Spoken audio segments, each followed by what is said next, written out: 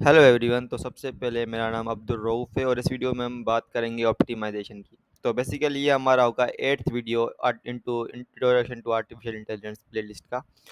तो let's start our video with a definition of optimization. तो basically optimization जो है वो होता है for example choosing the best option from the set of option. For example हमारे पास बहुत सारे सेट्स हैं ऑप्शंस के। तो फॉर एग्जाम्पल एक सॉल्यूशन होती है, उसकी तो बहुत सारी सॉल्यूशन होती है, पर हमें फाइंड करनी पड़ती है बेस्ट सॉल्यूशन। तो उसको हम बोलते हैं एक बेस्ट ऑप्टिमाइजेशन। फॉर एग्जाम्पल एक ऑप्टिमाइजेशन जिसको हम बोलते हैं एक बेस्ट ऑप्शन चूज करना सेट ऑफ ऑप्शंस में से। फॉर एग्जाम्पल अब इसमें फॉर एग्जाम्पल मैं एग्जाम्पल लेते हैं लोकल सर्च की। फॉर एग्जाम्पल सर्च कर रहे हैं, एक अदूर समझा सर्च करता है, एक सिंगल नोट से सर्च करता है। फॉर एग्जाम्पल मैंने प्लीज सर्च वाली वीडियो में बात की थी, मैं सर्चिंग की। तो उसमें मैंने बात की फॉर एग्जाम्पल नोट होता है ए से और बी से, जो उसमें फाइंड करते हैं, जिस पर एक्सप्लोर सेट लगाते हैं। उसके बाद हम फॉर एग्जाम्पल इसको मूव करते हैं। तो फॉर एग्जांपल हम ए से बी में जा रहे हैं, तो इसमें हमें बहुत सारी सॉल्यूशन मिलेगी, पर हमें ऑप्टिमल सॉल्यूशन वो होगी जो फॉर एग्जांपल कम से कम स्टेप्स लेगी ए से बी तक पहुंचने में। तो उसको हम बोलते हैं ऑप्टिमाइजेशन। तो हम इसको फॉर एग्जांपल हॉस्पिटल के साथ फॉर एग्जांपल मैप है, जिसमें फॉर एग्जांपल हमारे पास घर हैं, हाउसेज हैं, उसके बाद हमें हॉस्पिटल है। तो हमें मना एक ऐसी मैप बनानी है जिसमें जो घर हैं वो हॉस्पिटल के सामने ही हो, जो कॉस्ट हो सब हॉस्पिटल मतलब एक नो मतलब जो है स्क्वायर ब्रैकेट्स की वो कम हो। तो बेस जो डायग्राम है जो इसकी कॉस्ट है वो है फॉर एग्जांपल 17। तो हमारा सब घर को स्टेप जो है, मगर हमारा सब घर के स्टेप ने तो फॉर एग्जांपल हॉस्पिटल तक पहुंचने में सबको लगेंगे 17 मिनट स्टेप लगेंगे। तो इसकी कॉस्ट है 17।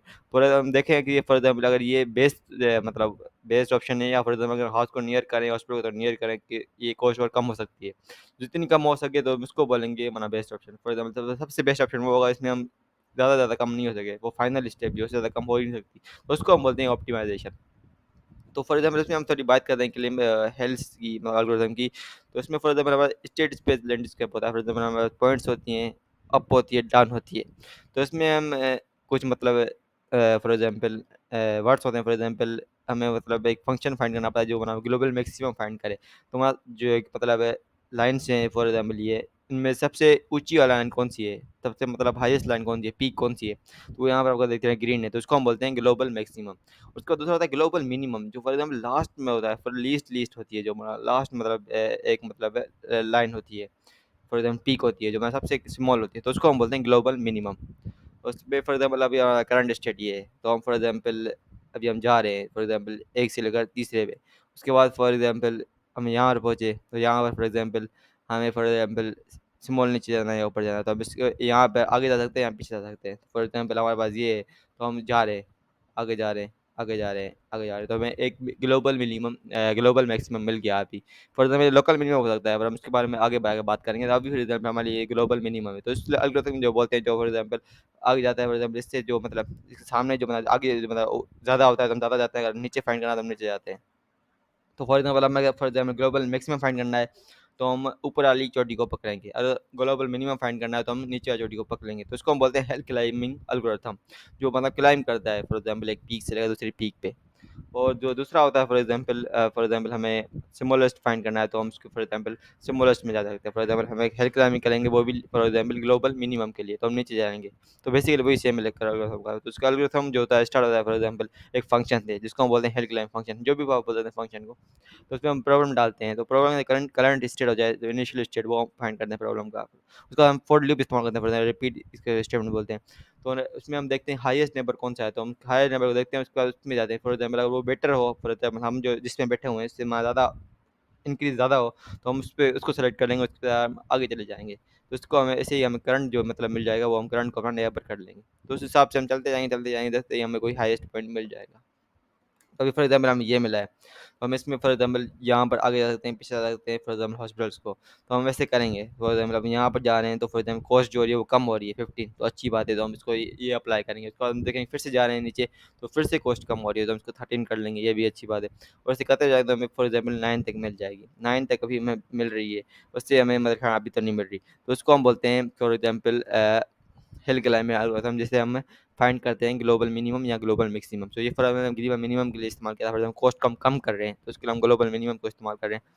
फॉर एग्जाम्पल पर फॉर एग्जाम्पल इसमें प्रॉब्लम हो सकती है। फॉर एग्जाम्पल हमें ग्लोबल मैक्सिमम फाइंड करना है, पर फॉर एग्जाम्पल हम कुछ मैक्स में पहुंच जाएँ, उसके बाद जो नेबर्स हैं वो बिल्कुल मना उससे नीचे ही हों, तो हमें लगेगा ये हमारा ग्लोबल मैक्सिमम है फॉर एग्जाम्पल।